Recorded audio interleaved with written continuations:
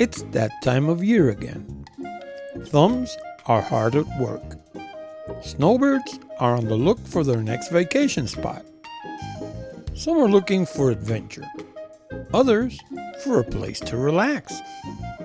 But all are seeking an experience. The criteria: it should be a warm, safe, and beautiful place that's budget friendly and close to home. Many of them are coming to Puerto Rico. Puerto Rico has it all. Like old San Juan, the third oldest capital in the New World. That alone should be enough.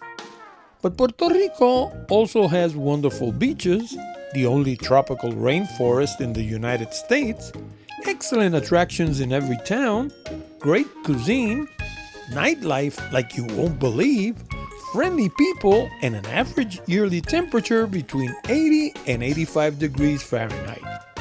And since it's a U.S. territory, there's no visa or passport restrictions for U.S. citizens. Oh, and did I mention the great beaches?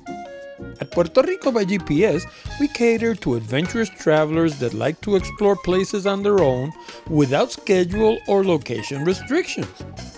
We constantly crisscross the island, bringing you the exact coordinates for everything we discover. That way, you'll get there on a dime. Check out our videos below.